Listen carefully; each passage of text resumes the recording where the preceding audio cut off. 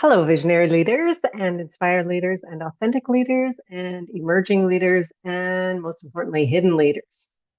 These video teachings that I'm going to be sharing are in support of you and your leadership journey as you take your amazing greatness and gifts out into the world and basically change the baseline way that leaders think.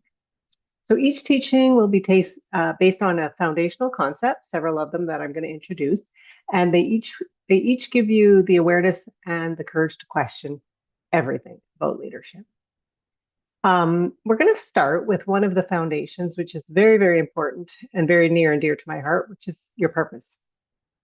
So a lot of people, struggle with their purpose. They're taking courses, reading books, going to classes, trying to understand what is my purpose? What is my purpose? What is my purpose?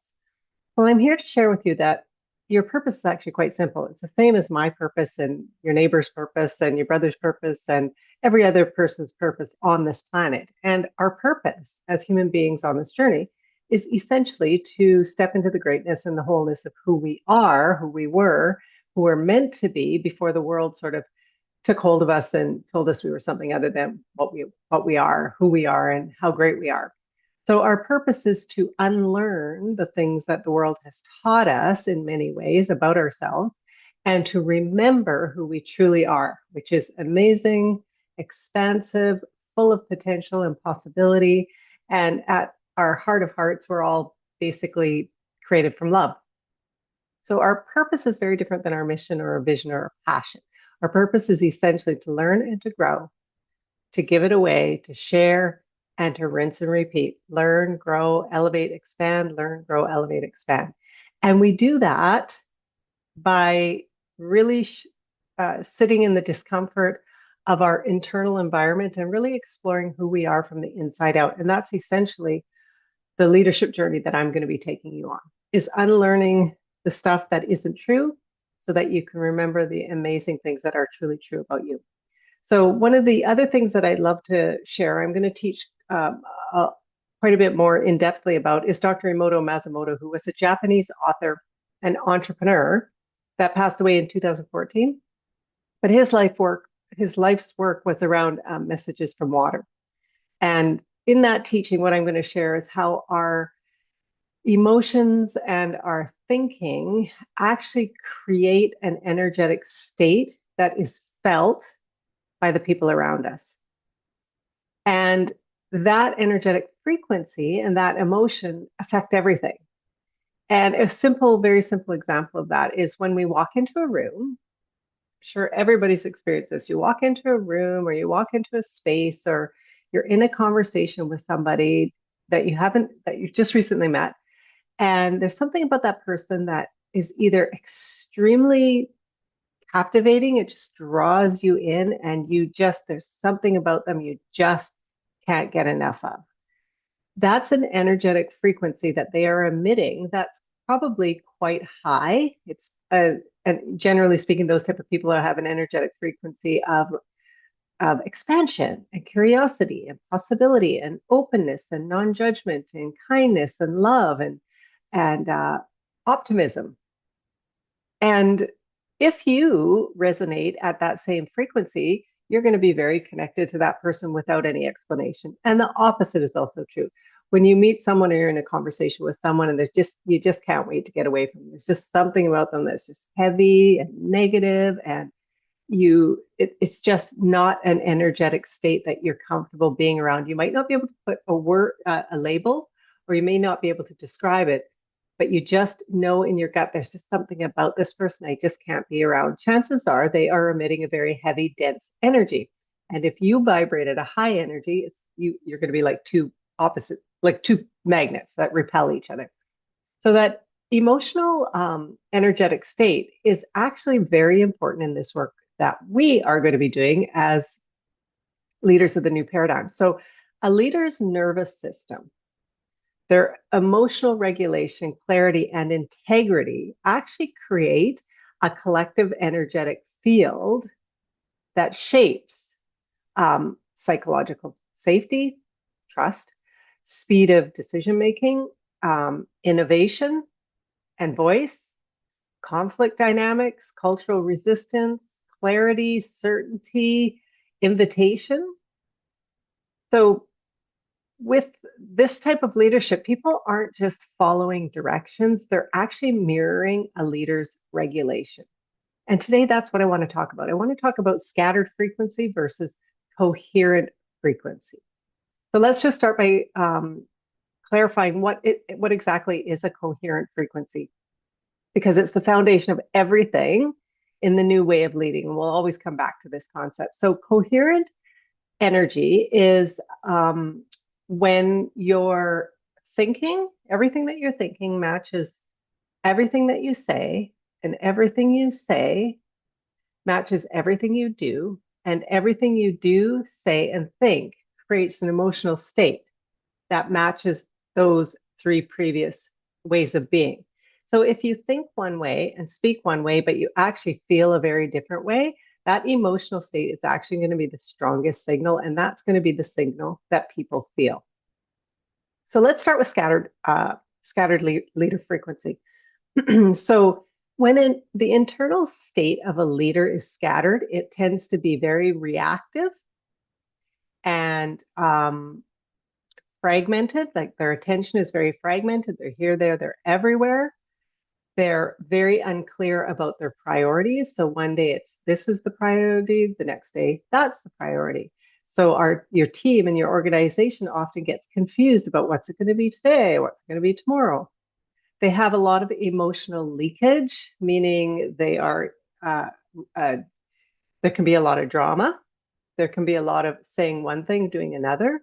There can be a lot of heavy, dense energy, such as fear or anxiety or anger or bitterness or guilt or shame.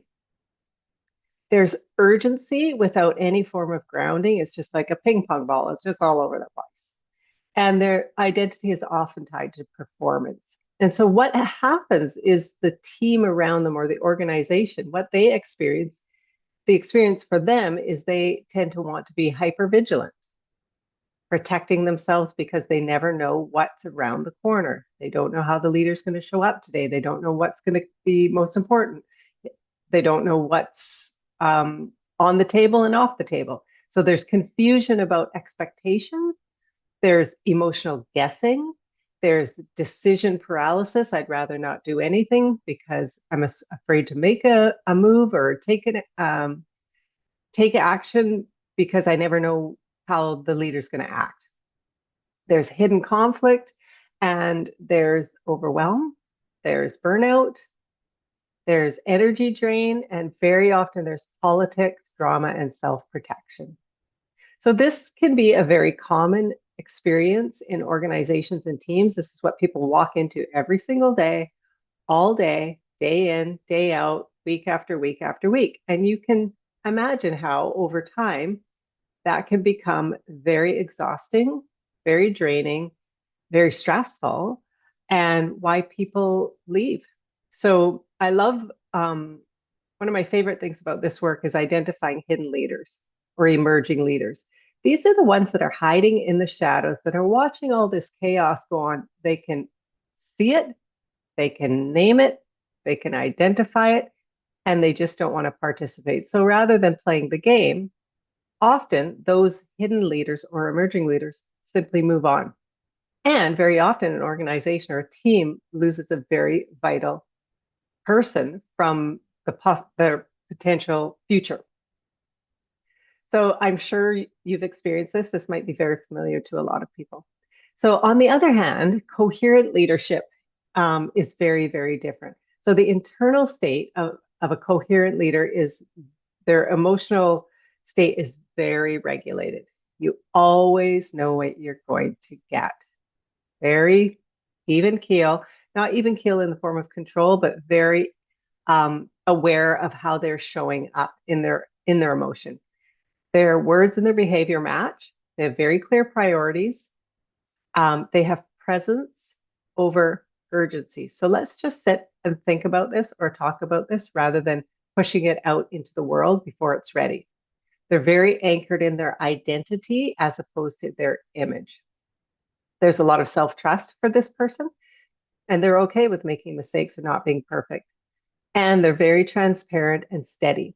So, what the team and the organization is going to experience with this type of leader is psychological safety, clarity, permission to think. Sure, let's talk about this. Let's explore this. Let's see where this goes. Doesn't matter if it fails. Let's just see what happens. There's trust and direction. There's a lot of creativity. There's a willingness to take risks, and there's energy expansion. And that's part of the work that we're doing here in Leaders of the New Paradigm is we're always looking at expansion rather than contraction.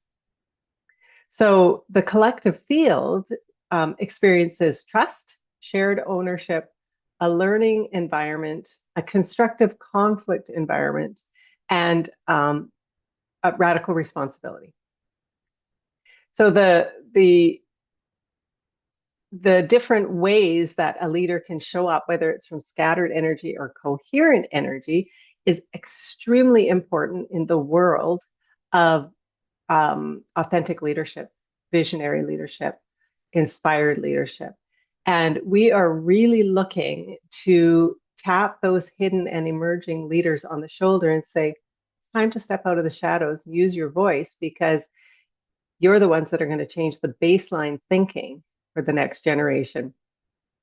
So I've created something called a leader meter. It's free. You can visit my website if you'd like to take it. It's miajarrett.com, www.miajarrett.com. And just click the link, download it. Now, this is a leader meter. This leader meter is something that I created. It's not the traditional Myers-Briggs or the Big Five test or the DISC assessment. It's my own assessment based on leadership and coherence. And I've come up with 5 different styles of leadership based on coherent leadership. And there's the visionary, the driver, the integrator, the stabilizer, and the harmonizer. And I connect all of these different styles of leadership to both my leadership, my shadow leadership series, as well as my 6-month leadership alignment journey. Now, each one of these styles of leading has challenges and strengths. And our greatest gift is when we can recognize the challenges or the weaknesses or the shortfalls that we have, because that's where the gold lives. Yeah, sure, people can tell when we're great at this or great at that or really good at this or really great at that. That's all fine and dandy. We can continue to nurture those strengths. But our gold is in our challenges. So if you take the stabilizer and identify I think I've given each one 5 or 10 different challenges, then you can really start to look at the challenges and ask yourself some important questions. What am I willing to do about that? Do I want to change that? How would things change for me if I wasn't so much in that energy? And really look at letting go of those challenges or overcoming those challenges so that you can really step into the greatness of who you are. So I always like to say that as leaders, especially the type of leadership that I'm talking about, you can't lead other people where you have not been. So you have to do the work before you can walk over the bridge and bring people along with you. And you cannot expect to hold a frequency that you have never experienced. So you can't talk about holding a certain frequency if you've never held it yourself. For example, the frequency of expansion or curiosity, if that's not the energetic state that you tend to hang out in, then it's really tough for you to be able to hold that energetic state for other people. So part of this practice is really exploring what it feels like to sit in those high level energetic states, so that vicariously the people around you are going, I don't know what it is about so-and-so, but did you feel them today? They just kind of had this different feel. I just felt like I wanted to share this new idea that I had with them. That is simply energy talking. And the other thing is you cannot teach what you have not learned. So it's up to us to first walk the walk before we can talk the talk. So often teams will feel whatever a leader has not resolved. And whatever we've not resolved are the wounds that we scale. So I think it's really important for us to understand that most leaders don't struggle with strategy or action or KPIs or ROIs, really. They struggle with the silent agreements that they made when they were 5 or 6 or 7 that became the belief or the image or the leadership style. So those agreements eventually over time become the energetic state that we lead with. So if we don't name them, claim them, or identify them, we lead with them and we scale them. And that's basically what I'm going to be sharing with you in my next teaching. And it's the story of how that happened to me. So here's a very brief introduction to Leaders of the New Paradigm. For anyone who's listening and this is going boom, you might want to consider joining me in my closed Facebook group, which is totally free.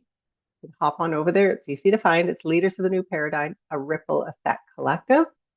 And remember, if you want to do the free leader assessment, just go to my website and click the link and download it. And if you want to take it one step further and you want to do a free leader assessment call with me, they're about 20 minutes long. You can DM me and I will send you a calendar link. So until next time, step up, speak up, listen to your gut, and question everything. Until next time.